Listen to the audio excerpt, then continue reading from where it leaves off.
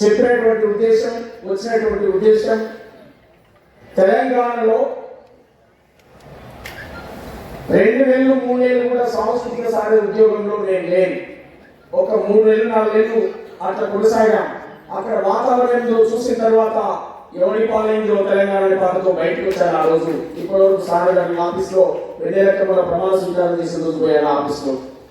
నేను మళ్ళీ ఈరోజు ప్రజాపాలనకు ఆర్ట్ఫుల్ గా నా మద్దతు, ప్రజాపాలనకు గౌరవ ముఖ్యమంత్రి రేవంత్ రెడ్డి గారి పట్ల ఉన్నటువంటి గౌరవం, గౌరవ మంత్రి గారి పట్ల ఉన్నటువంటి గౌరవం, సారథికి చైర్మన్ గా సాక్షాత్తు గద్దరనే ఉన్నట్టుగా విజయలక్ష్మి పెట్టడం, ఇవన్నీ పట్ల కూడా గౌరవంగా మేము కృతజ్ఞతతో ఉన్నాం.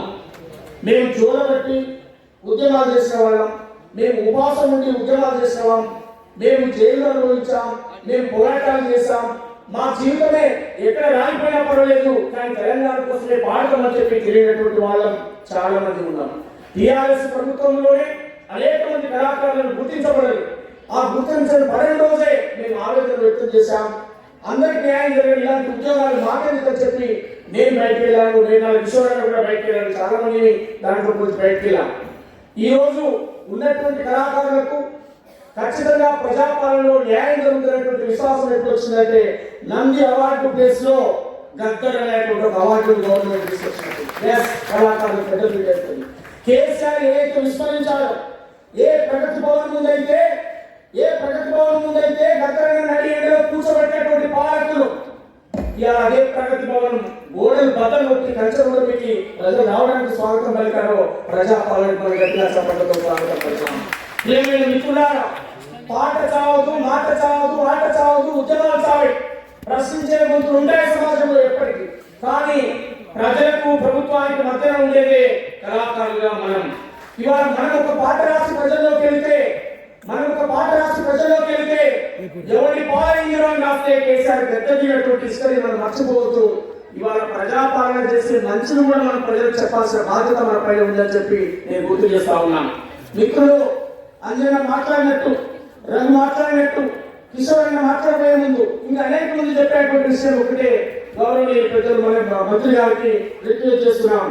సార్, కళాకారులు వీళ్ళు రాజకీయ నాయకులు కాదు, ఏ పదవులు అనుభవించలే, కొత్త కూటికి లేకుండా కడుపాకలితో కడుపు పెట్టుకొని ఊళ్ళు తిరిగి రాత్రి మొదలు ఒక పాట పాడితే చాలని బతుకులు వీళ్ళు. వీళ్ళకు ఆత్మగౌరవం కావాలి,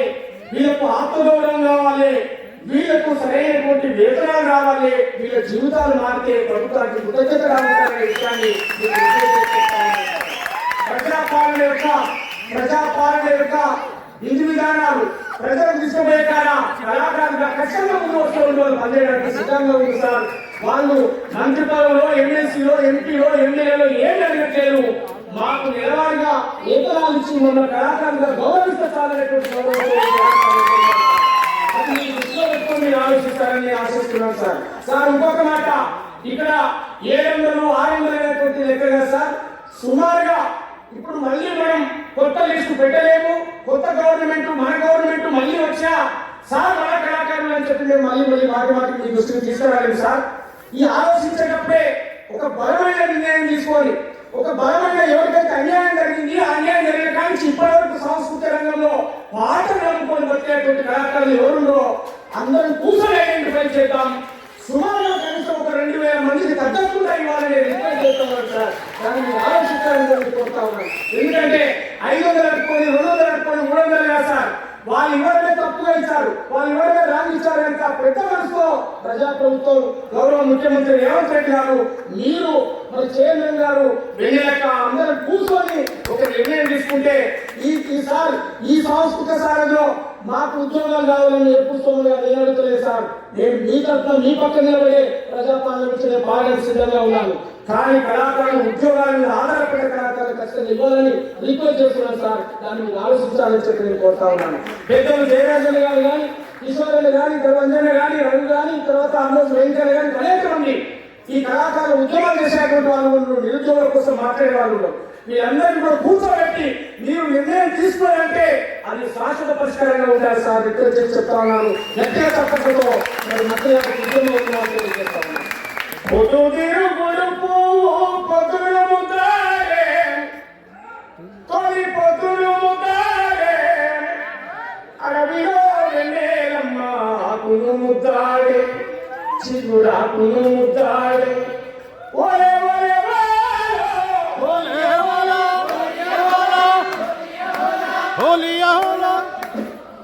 ఏంటి సప్పట్లు ఓట్లేవు నాగమవుతలేదు రేపటి నుంచి ఊళ్ళో పోయి పాడకపోతే మాత్రం ఊపు మరి